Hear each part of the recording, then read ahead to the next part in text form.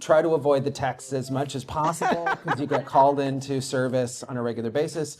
But this one, I'm particularly grateful that Susan asked me to do this.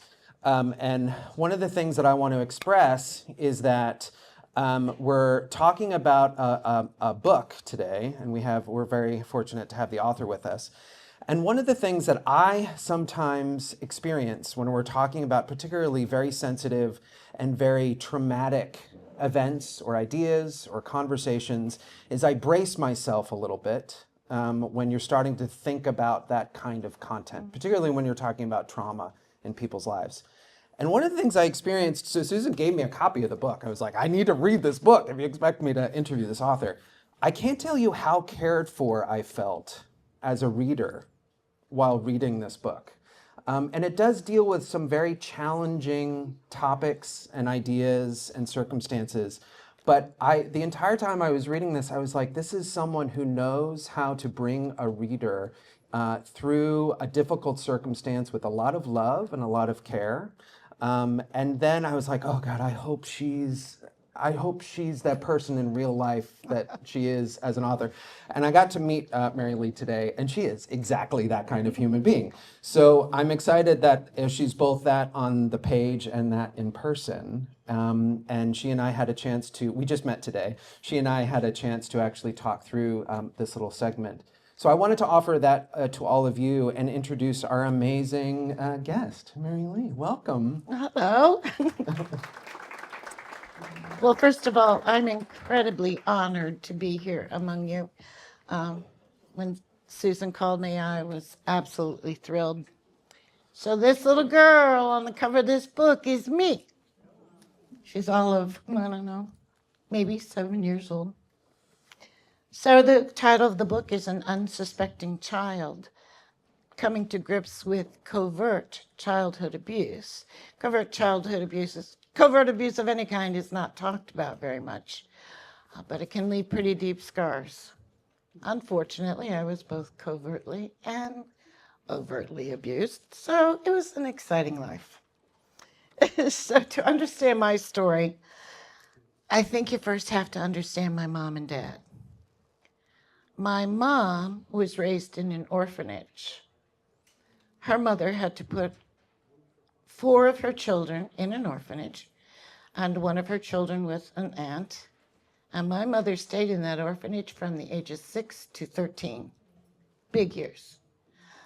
And there were 300 kids in that orphanage.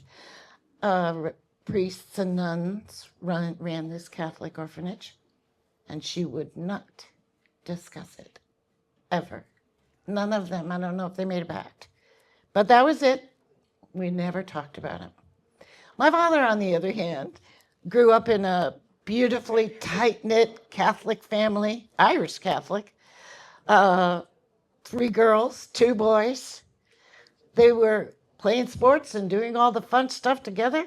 They were very reminiscent of the Kennedys without all that bothersome money.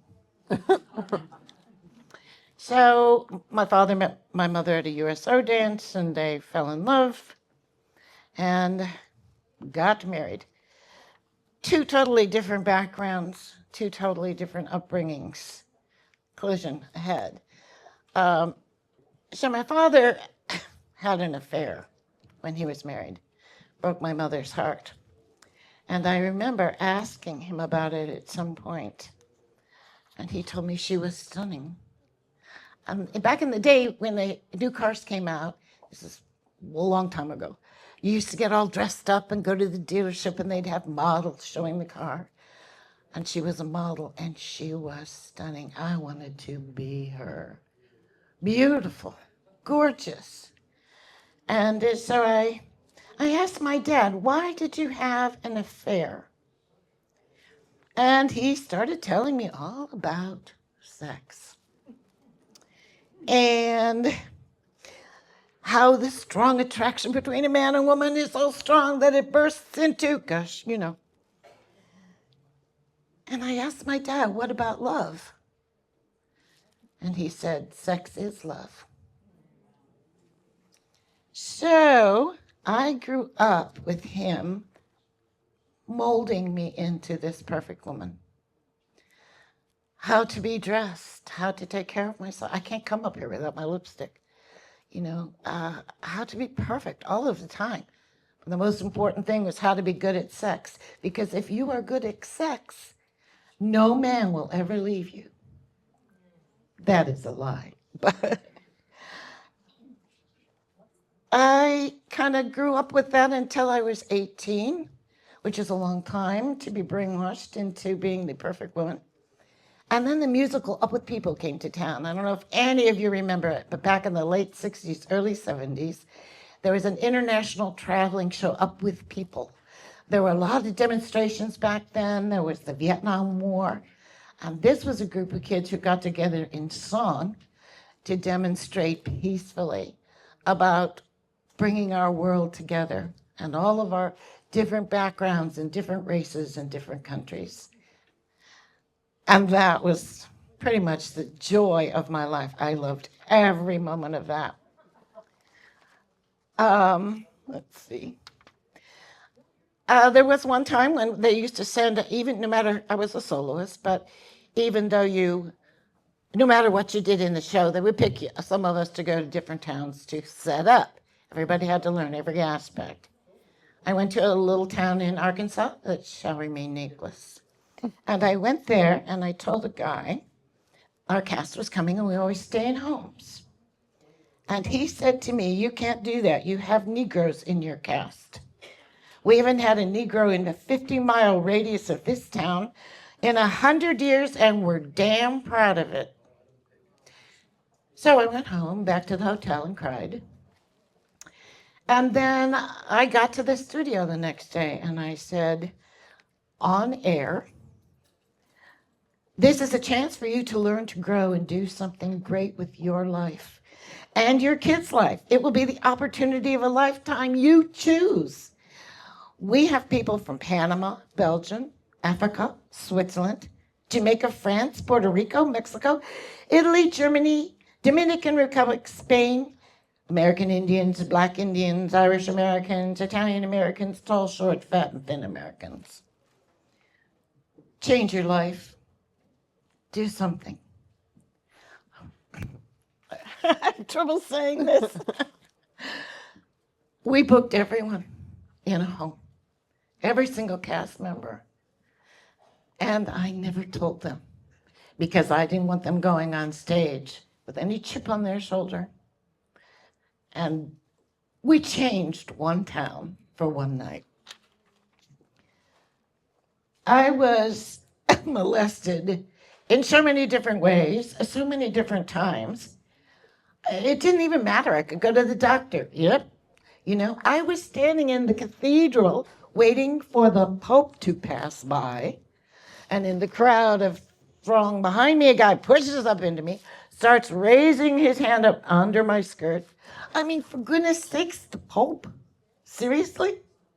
And for a while, I thought I had this big L on my forehead that said, "Loser," and I pick her. Charlie Sheen had a show, I think it was 2.5 Men, I'm not sure. But he said, to his friend, "They're going to go out to a bar tonight and find some girls. But first we have to separate the weak from the herd." And somehow that was always me.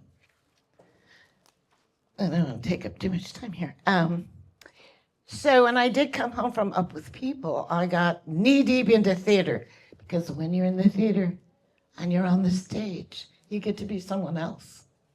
So I did over 30 plays, had the lead in them, off-Broadway. I'm a member of AFTRA, ASCAP for songwriting, SAG-AFTRA now, Equity, and the Dramatists Guild. And those were wonderful years. But it catches up with you. You can only pretend for so long.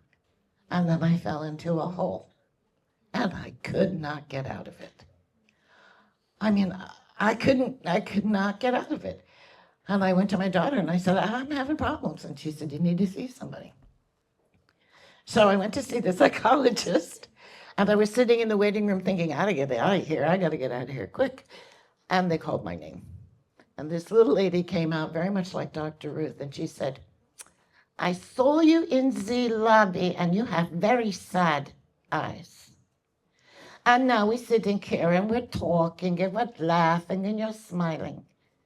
But you still have very sad eyes. You need to see someone. So she signed me over to a therapist named Donna, who was like 35. I was 53. And I thought, this little girl is not going to be able to help me. But she was wonderful. We talked. She talked. I talked. We talked together. And I went through, she asked me occasionally, was there anything, was your father abusive? And I kept saying, no. He loved me more than anyone in the entire universe. No. So after a year, I said, okay, I'm good. And I went. And then I fell into a hole. So I went back. And as we were talking, she changed the question just a little bit. She said, was there anything unusual about your relationship with your father? And then all the stories came out. I mean, I had no idea. I had no idea that this was not the way it was supposed to be. And that lady saved my life. I used to sit in the car with my husband. I'd say to him, what are you thinking about? Nothing.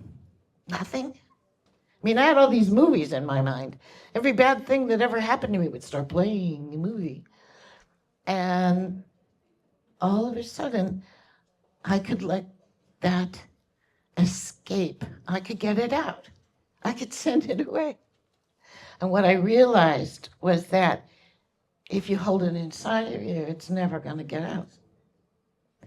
And that woman was wonderful, wonderful, wonderful. So, why did I write this book? Well, I wrote it for you. I wrote it for all of you who have been abused in any way, for the people who need help, for the people who are living in confusion, fear, sadness, and with a lack of self-esteem and flashbacks that won't stop. I did it for you. And it can happen to anyone at any time. Those of us who were abused as children or adults, we need to get rid of that shame and self-blame that we always attend to ourselves. I want you to know that you are warriors and victors in those eyes of us who bear those scars. I know it hasn't been easy. It's not easy for anyone. But I want you to know you are beautiful. You have a voice. You have an inner voice. Listen to it. You have animal instincts. Obey them. You deserve happiness forever, and you are not guilty of anything. You have the right to get these demons out and be free. And so what I discovered through all of us, that the damage done at the start, unrealized and compounded, could have been stopped by self-awareness and the realization that I, like Dorothy in The Wizard of Oz, had the power all along to change my life.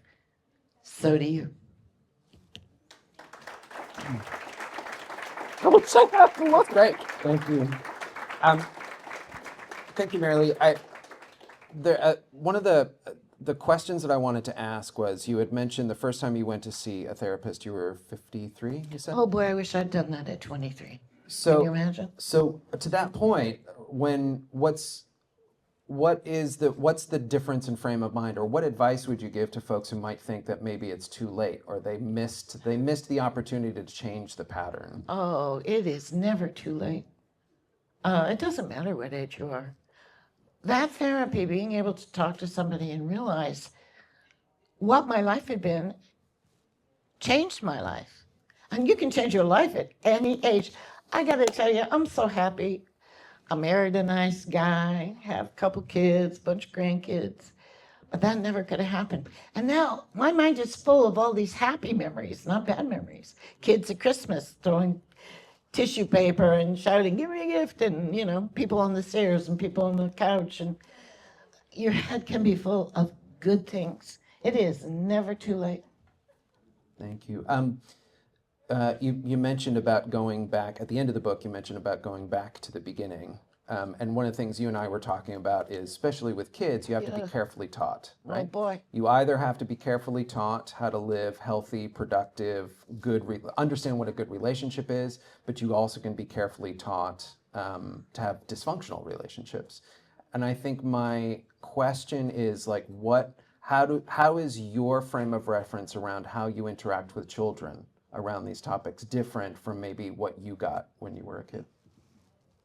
On these topics? I mean, I've never talked to children about. Am I asking the wrong question? No. What's different about what is advice maybe you would give to parents and how they interact with their kids? Specifically, you were talking about your dad talking to you about sex at an age that was inappropriate. Inappropriate, way inappropriate. Well, I have a daughter and a son, and I trained my son well, and he would never do any of the things that were done to me. He's a good, solid, terrific guy. And I have a daughter who speaks out. Oy, oy, oy. My daughter never learned to be quiet and suck it in. I taught her to say what she feels, to say what she thinks. She does a little too much. But she is a strong, dynamic woman. And women who raise strong women raise strong women. So my granddaughter is an amazing girl. She's the kindest person. If you are down on the ground, she is there beside you and she will lift you up. I've never known anyone like her. So, yes, you have to be carefully taught. It's true. Thank you very much. We have a few minutes. If there's any other questions, if anyone has a question from the audience for Marylee, she's got a wonderful, beautiful purple table over in the back with her books on it. And she's been hanging out talking to folks. So I think it's actually, thank you so much for the time. You're so welcome. You are so welcome. Thank you for having me.